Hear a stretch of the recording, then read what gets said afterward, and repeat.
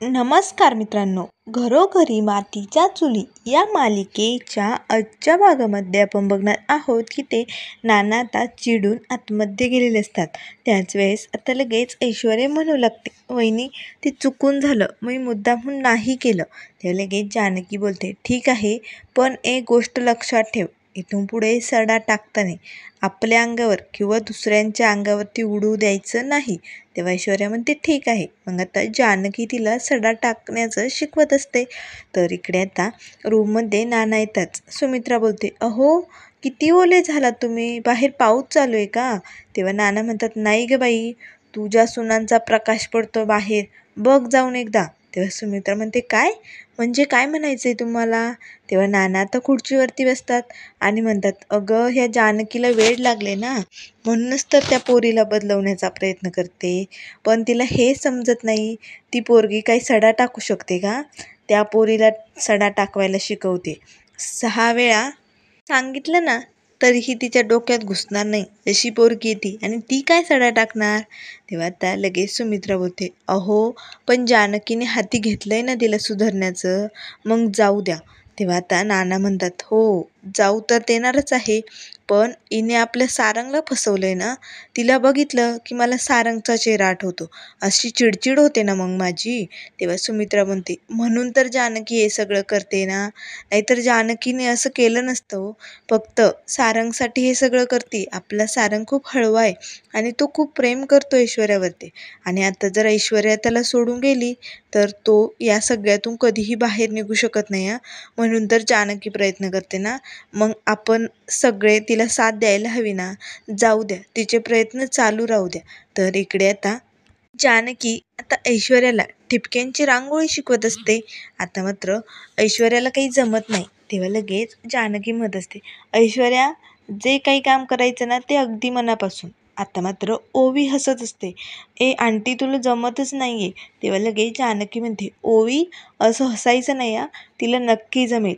तेव्हा आता जानकी म्हणते, हे बघ, मनात अशी भावना ठेव, या घरात तुला ना तुझं स्थान मिळवायचे, त्यासाठी ही रांगोळी मनापासून काढायची बरं का, मग बघ कशी जमेल. पण काही ऐश्वर्याला जमतच नाही. तेव्हा ओवी बोलते, ए आई नाही जमत ग आंटीला.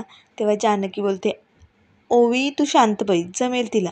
तेव्हा ओवी म्हणते, ए आंटी तू आमच्या घरा पुसली एकदा रांगोळी पुसली होती ना, तेव्हा मला तुझा खूप राग आला होता, मग मी तुझं बॅड आंटी नाव ठेवलं होतं. आता मात्र ऐश्वर्या ओवीकडे बघू लागते. तेव्हा ओवी म्हणते, पण आता तू रांगोळी शिकते ना आईकडून, मग आता तुम्हाला आवडायला लागली आंटी. लगेच आता ओवी येते आणि ऐश्वर्याला मिठी मारते आणि तिची एक पप्पी घेते. आता मात्र ऐश्वर्याला खूप राग येतो. तेव्हा ओवी बोलते, आय लव्ह यू आंटी. तेव्हा ऐश्वर्या बोलते, आय लव्ह यू टू चल बाजूला हो, मला रांगोळी काढायची ना. तेव्हा ओवी म्हणते, अगं आई, पण ना आपण आपल्या घरातल्या सगळ्यांचे रंग ठरवलेले रांगोळीतले, पण ऐश्वर्या आंटीला कुठला रंग द्यायचा? तेव्हा जानकी बोलते, मग ते तूच ठरव. तेव्हा ओवी म्हणते, मग आपण ना ऐश्वर्या आंटीला काळा रंग देऊया. आता मात्र जानकी ऐश्वर्या दोघीही ओवीकडेच बघू लागतात. तेव्हा लगेच जानकी म्हणते, नाही ग बाळा, असं काळा रंग कोणी देतं का? काळा रंग फक्त संक्रांतीला वापरतात. आपण ना ऐश्वर्या आंटीला पांढरा रंग देऊया. पांढरा रंग कसा प्रत्येक रंगात मिसळून जातो, तसंच ऐश्वर्याला आंटीला आपल्या घरातील प्रत्येकाशी मिसळायचे बरं का, प्रत्येकाच्या रंगात रंगून जायचे, अख्ख्या रणदिव्यांच्या. त्यामुळे धर ऐश्वर्या, तुला पांढरा रंग, असे म्हणून जानकी आता ऐश्वर्याच्या हातात पांढरा रंग देते. आता मात्र ओवी आतमध्ये निघून गेलेली असते. तर आता इथे आपल्या हातात हात धरून जानकी ऐश्वर्याला शिकवत असते. तेव्हा आता लगेच ऐश्वर्या बोलते, मला ना या सगळ्याची सवय नाही आहे. तेव्हा जानकी बोलते, हळूहळू सगळी सवय होईल तुला, मी आतमध्ये जाऊन आलेच, तोपर्यंत संपूर्ण रांगोळी काढ. तर आता जानकी आणि ओवी आतमध्ये जातात. सारंग तिथे येतो.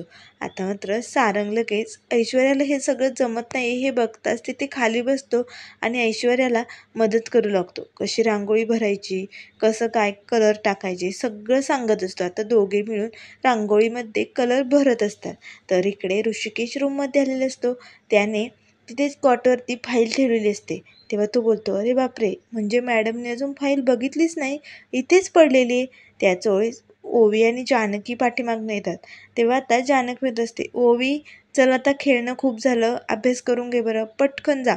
ओवी मात्र नाही म्हणत असते आणि म्हणत असते, मला ना ऐश्वर्या आंटीची मजा पाहायला खूप आवडते, खूप मज्जा येते, तू किती छान शिकवते एकदम आईसारखं.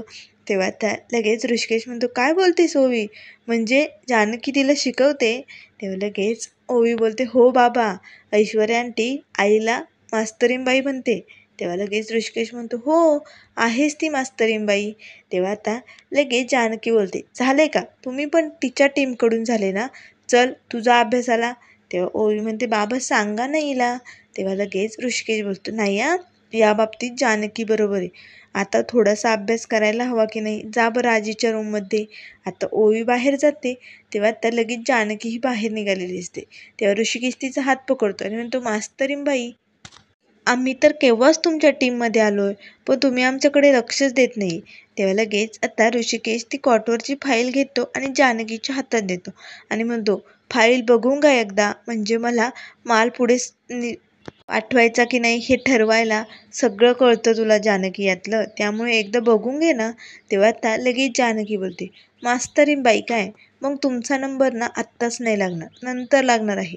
तेव्हा आता लगेच ऋषिकेश आता जानकीचा हात पकडतो. तेव्हा जानकी बोलते, असं कोणी मास्तरीणबाईचा हात पकडतं का? तेव्हा आता लगेच ऋषिकेश हात सोडतो आणि लगेच आता जानकीला आपल्या मिठीत घेतो. तेव्हा म्हणतो, आता या सगळ्याची काय शिक्षा द्यायची ना ती तुम्हीच ठरवा.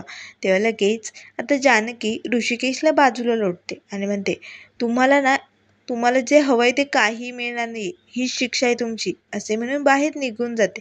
आता मात्र ऋषिकेश हसत असतो. तर इकडे जानकी बाहेर येताच बघते तर रांगोळी पूर्ण झालेली असते. आता मात्र सारंग लगेच आपल्या पॅन्टला हात पुसतो. तेव्हा लगेच जानकी बोलते, अरे बापरे ऐश्वर्या, तू तर म्हणत होती मला काही जमत नाही, सवय नाही, मग कसं जमलं? तेव्हा लगेच आता ऐश्वर्या म्हणते, हो प्रयत्न केला मी. त्याच वेळेस जानकीचं लक्ष सारंगच्या हाताकडे जातं. तर सारंगचे हात पूर्ण कलरने भरलेले असतात. तेव्हा लगेच जानकी सारंगचा हात पकडते आणि म्हणते, अरे बापरे, म्हणजे अशी रांगोळी काढली तर? तेव्हा सारंग म्हणतो, नाही बहिणी, मी नाही काढली, मी फक्त गाईड केलं आहे त्यांना येत नव्हतं ना.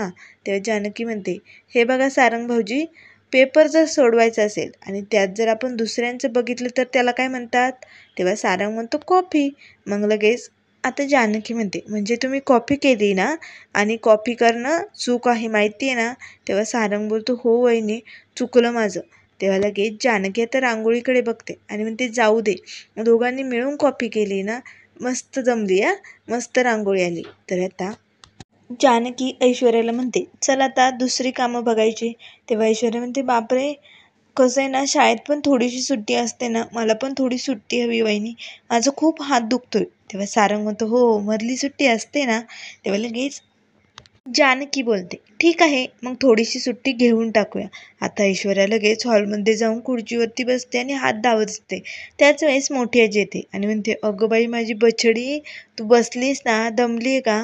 तेव्हा लगेच ऐश्वर्या म्हणते, वाव आजी, तुम्ही मला बछडी म्हटला ना, मला खूप आवडलं, मला एकदम माझ्या डॅडाची आठवण आली, ते पण मला छकुली म्हणतात. तेव्हा लगेच मोठी आजी म्हणते, हात दुखतोय का? थांब मी दाबून देते, हे ड्रायफ्रूट खा बरं. तेव्हा ऐश्वर्या म्हणते, वाव, मला खूप आवडतात. तर इकडे आता ऐश्वर्या मध्ये जातात. सारंग लगेच जानकी वहिनींची माफी मागतो आणि म्हणतो, सॉरी, त्यांना जमत नव्हतं ना, म्हणून मी सांगितलं बरं का. तेव्हा लगेच जानकी बोलते, हे बघा सारंग भाऊजी, हे सगळं आम्ही तुमच्यासाठीच करतोय, त्यामुळे प्लीज थोडेसे स्वभावाचे काटे बदलायचे असेल तर सहन करावंच लागेल ना, म्हणूनच तर ऋषिकेश आणि मी हे सगळं करतोय ना. मग तुम्ही जर अशी तिला मदत केली तर कसं जमेल बरं? तुमच्या प्रेमासाठी हे सगळं करतोय. तेव्हा सारंग म्हणतो, ठीक आहे वहिनी, तुम्हाला जसं करायचं ना तसं करा, मी नाही मदत करणार त्यांना. तेव्हा लगेच जानकी बोलते, तुम्ही मला मदत करा, म्हणजे ती सगळं काही शिकेल, आपण काही तिला रोज कामाला नाही लावणार हो, पण ऐन वेळेस एखाद्या वेळेस जर गरज पडली तर तिला हे सगळं काही जमलं पाहिजे ना, म्हणून आपण तिला शिकवतो हे सगळं. तेव्हा सारंग म्हणतो, ठीक आहे, तुम्ही म्हणाल ते. तर आता सारंग इकडे आतमध्ये येतो. तर आता ऐश्वर्याचा हात मोठी आजी दाबत असते आणि ऐश्वर्या ड्रायफ्रूट खात असते. तेव्हा आता लगेच त्याची चव वेगळीच लागते. तेव्हा ऐश्वर्या म्हणू लागते, आजी, हे वेगळं असं का लागतंय? तेव्हा आजी बोलते, अगं ते प्राचीन आहे. तेव्हा ऐश्वर्या म्हणते, म्हणजे काय प्राचीन म्हणजे काय? तेव्हा लगेच आता मोठी आजी होते, कारण ते सारंगच्या बारशाचं आहे ना, त्याच्या जन्माच्या वेळेचं मी दरवेळेस उन्हाळ्यात वाळून ठेवते बरं का. तेव्हा आता मात्र ऐश्वर्या लगेच उलटी काढू लागते. त्याच वेळेस सारंग येतो आणि म्हणतो, अगं ये आजी, एवढ्या पूर्वीचं त्यांना खाऊ घालते का? त्यांच्या पोटात काही झालं मग? आता मात्र ऐश्वर्या घाबरते. तेव्हा सारंग म्हणतो, घाबरू नका, तुम्ही खाल्लं नाही आहे ना. आता मात्र मोठी आजी रडू लागते आणि म्हणते, सारखा सारखा मला बोलत असतो, खूप चांगलं आहे, मी तिला प्रेमाने देत होते ना. तेव्हा लगेच आता मोठी आजी आतमध्ये निघून जाते.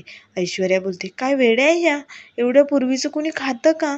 तेव्हा लगेच सारंग म्हणतो, जाऊ द्या, मी हे फेकून देतो. तर आता तेवढ्यात मंगल काकू येतात आणि म्हणतात, वहिनी तुम्हाला जानकी वहिनी बोलवतात स्वयंपाक रूममध्ये. तर आता लगेच ऐश्वर्या किचनमध्ये येते. तेव्हा लगेच ऐश्वर्या आता जानकीला म्हणते, वहिनी आता तुम्ही मला स्वयंपाक शिकवणार आहात का? तेव्हा जानकी म्हणते, फक्त स्त्रियांनी स्वयंपाक केला पाहिजे असं माझं मत नाही आहे, पण प्रत्येकाला स्वयंपाक आला पाहिजे आणि स्त्री म्हटल्यानंतर तिला तर आलाच पाहिजे. त्यामुळे चल बरं मी तुला शिकवते. तेव्हा ऐश्वर्या म्हणते, हे पास्ता पिझ्झा हे सगळं मला येतं हो, तेवढं तेवढं स्वतःचं पोट भरवण्यापुरतं. तेव्हा लगेच जानकी बोलते, अगं त्याला स्वयंपाक नाही म्हणत, वरण भात पोळी भाजी याला स्वयंपाक म्हणतात. तेव्हा ऐश्वर्या म्हणते, अरे बापरे पोळ्या, त्या तर खूपच अवघड असतात ना, मागच्या वेळेस मी प्रयत्न केला होता पण मला नाही जमलं. तेव्हा जानकी बोलते, प्रयत्न केला होता ना, मग तुला नक्की जमेल. त्याच वेळेस आता लगेच ऐश्वर्याला जानकी पीठ मळायला सांगते. तर आता इथे खिडकीतून सारंग ऐश्वर्याला खानाखुणा करून सगळी मदत करत असतो. आता मात्र जानकीचं त्याच्याकडे लक्ष जातं. त्यानंतर मित्रांनो पुढील भागामध्ये आपल्याला बघायला मिळेल, इथे आता ऐश्वर्याला पोळ्या लाटत असताना खूपच घाम आलेला असतो, तिला खूप त्रास होत असतो, ती नाटक करत असते. तर आता लगेच सारंग पटकन जाऊन गुलाब काका फोनवर बोलत असतात. तर आता तिथे बंद पडलेला पंखा ठेवलेला असतो. तर लगेच सारंग तो बंद पडलेला पंखा उचलतो आणि घेऊन येतो. तेव्हा गुलाब काका बोलतात, सारंग दादा नेऊ नका, त्याची वायर तुटलेली आहे, तो करंट मारेल बरं का. पण मात्र इथे वेडा झालेला सारंग प्रेमासाठी तो पंखा घेऊन येतो आणि हातात धरून चालू करून आता ऐश्वर्याला हवा मारत असतो. हवा लागल्यानंतर ऐश्वर्याला खूपच छान वाटतं. पण त्याच वेळी सारंगला आता करंट बसतो. आता तो जोरजोरात ओरडू लागतो. जानकी पटकन लाकूड घेऊन येते आणि सारंगला मारते आणि खाली पाडते. आता मात्र नाना सुमित्रा सर्वजण खूपच ऐश्वर्यावरती भडकलेले असतात. मग आता नाना म्हणू लागतात, ही मुलगी कधीही सुधारू शकत नाही, कारण ती तिच्या बापासारखी अहंकारी आहे. त्यामुळे मित्रांनो अशाच मालिकेंच्या अपडेट पाहण्यासाठी चॅनलला लाईक करा, सबस्क्राईब करा. व्हिडिओ पाहिल्या